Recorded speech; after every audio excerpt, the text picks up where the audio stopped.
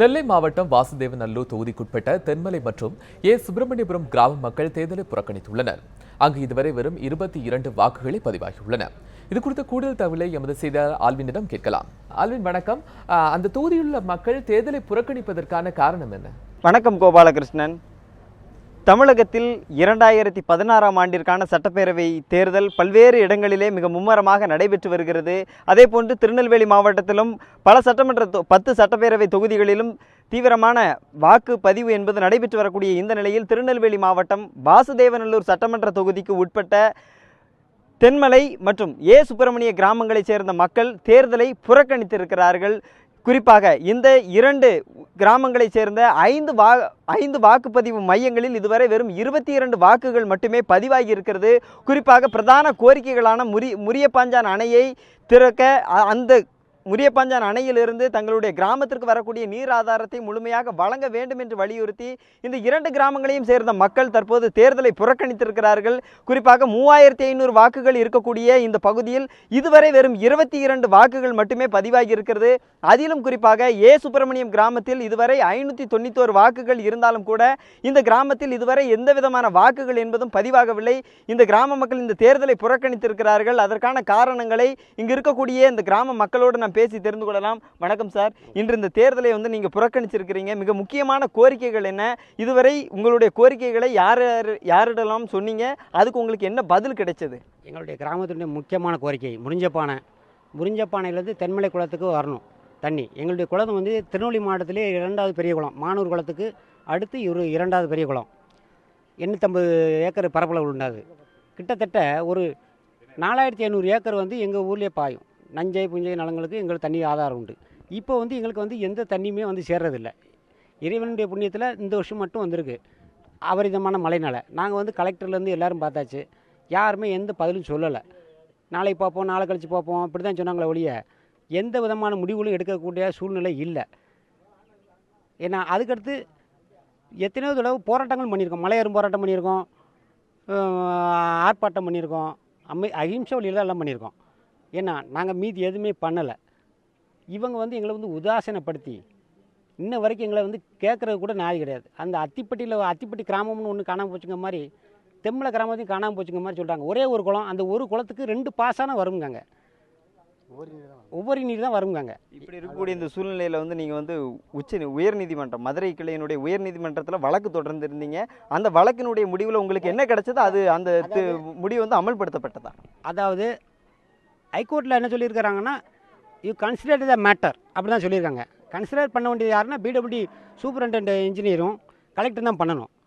இன்ன வரைக்கும் எந்த கன்சிடரேஷனும் இல்லை, எங்களுக்கு எதுவும் பண்ணவும் இல்லை.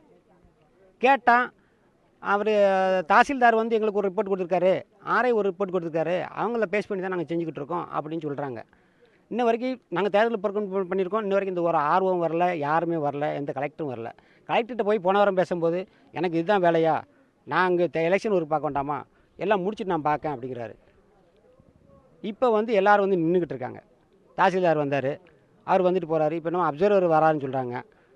ஒரு ஆர்வம் கூட இன்றைக்கு வரைக்கும் வரல. ஆர்வம் எங்கள் ரூட்டில் தான் டெய்லி போய்கிட்டுருக்காங்க. இந்த தேர்தல் பிறகுன்னு நாங்கள் போர்டு போட்டு 6 மாதம் ஆச்சு. சரி, இதுக்கடுத்து என்ன மாதிரியான நடவடிக்கைகளை எடுக்க போகிறீங்க? இன்றைக்கி உங்கள்கிட்ட பேச்சுவார்த்தை நடத்தலை. ஒருவேளை அரசு அதிகாரிகள் பேச்சுவார்த்தை நடத்தி அதில் உடன்பாடு ஏற்பட்டால் இன்றைக்கான வாக்குப்பதிவை பதிவதற்கான வாய்ப்பு இருக்குதா? சார், அதாவது காலதாமதமான முடிவு எடுத்துகிட்டு வரக்கூடாது.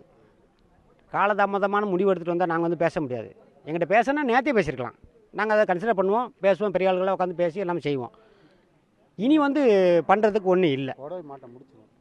இனி நாங்கள் எங்கள்கிட்ட இது போனாலும் பரவாயில்ல, நாங்கள் அப்படியே முடிச்சுக்கணும். குறிப்பாக கோபாலகிருஷ்ணன், அதாவது இந்த கிராம மக்கள் தெரிவித்த கருத்துக்களை கேட்டிருப்போம். அதாவது 6 மாதத்திற்கு முன்பாகவே தாங்கள் இந்த தேர்தலை புறக்கணிக்கிறோம் என்ற அறிவிப்பை வெளியிட்டிருக்கிறோம்.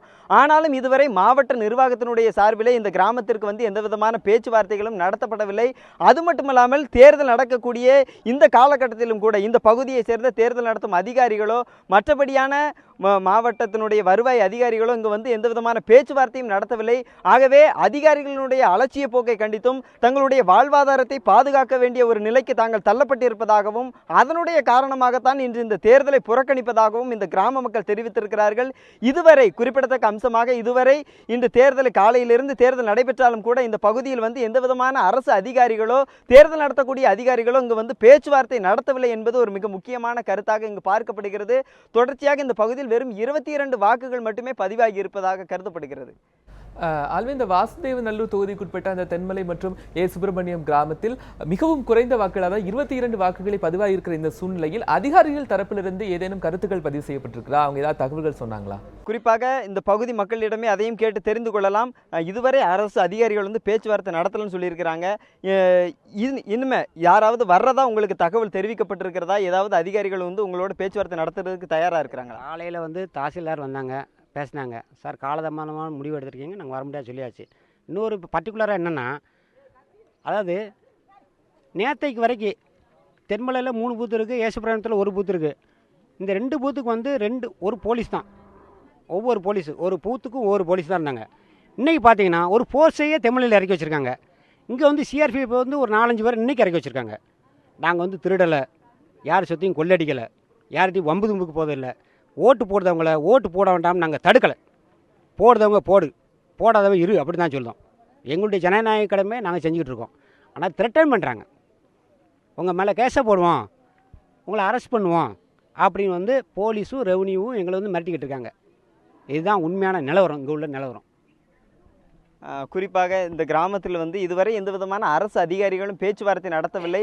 அதாவது காலையில் வந்து இந்த வட்டாட்சியர் வந்து இங்கே வந்து பேச்சுவார்த்தை நடத்தி இருக்கிறார்கள். ஆனால் அதற்கு மக்கள் உடன்படவில்லை.